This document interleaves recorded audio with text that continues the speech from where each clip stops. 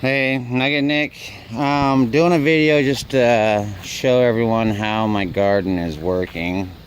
Out here on the outside of the fence are my reservoirs. Each reservoir feeds one full row, be it 5 plants or 4 plants or whatever. Right now I'm running 6 rows.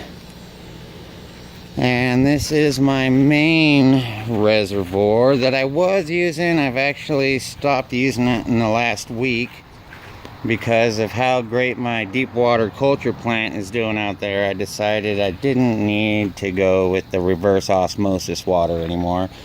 I didn't like wasting all the runoff, and it's just so I had a reverse osmosis filter over here. Actually, I had 3 of them, but I've already taken 2 down. And they would fill this tank, which I have an insulated foam lid with tarp hanging down, giving it a little extra shade. I have it hooked up to a cable system. And this tree, with this crank system, I'm going to go ahead and lift it up so you can see.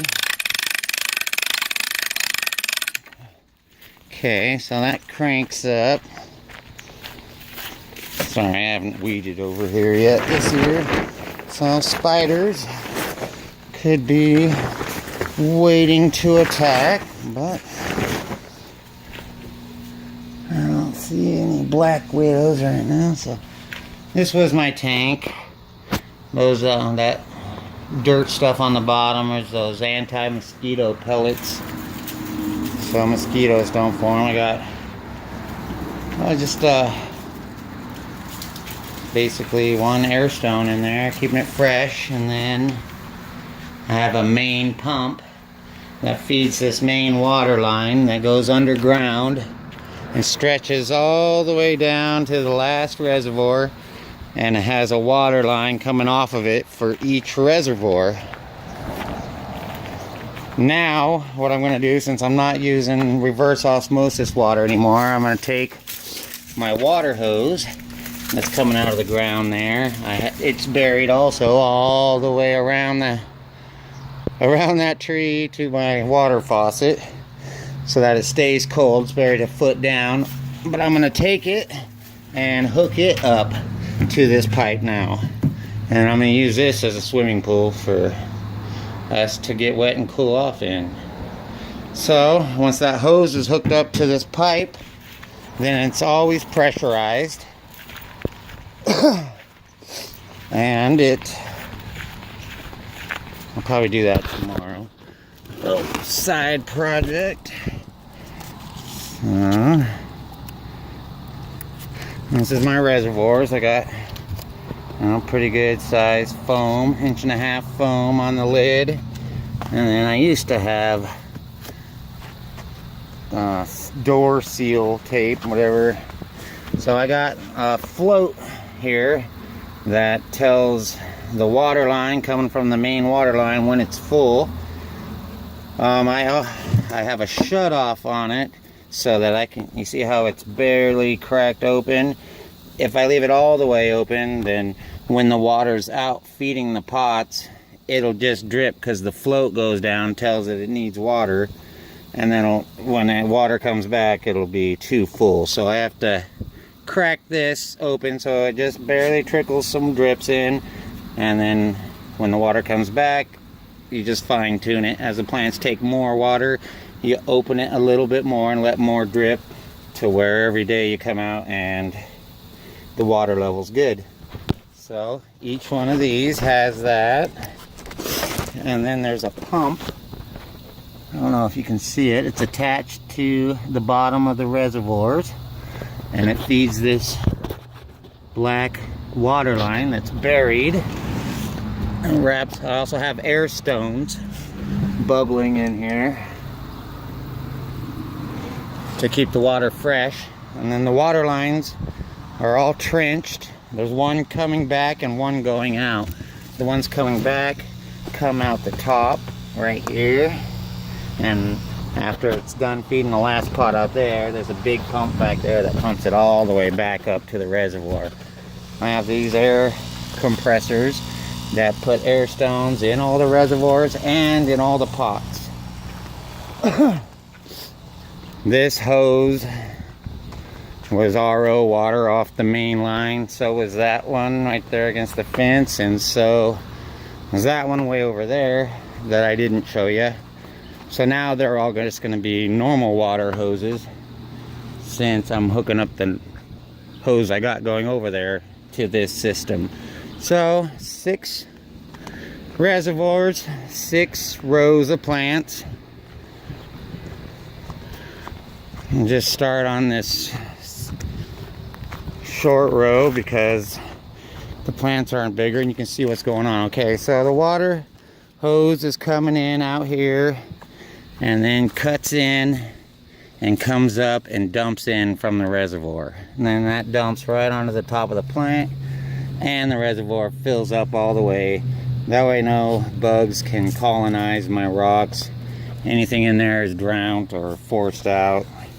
And then off the bottom of each reservoir is another pump that goes into a hose line that's buried and comes over underground and pops up here to the top of this plant, and then the pump all the way down the line.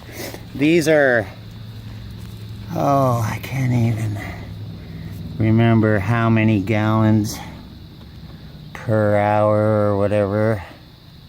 400. It's a model 400, so I'm guessing 400 per hour. Takes about a half an hour to move the 110 gallons of water, which with the rock in there is actually only like 60 gallons. Same thing, top of the plant, pump out the bottom all the way to the back, and this is twice a big pump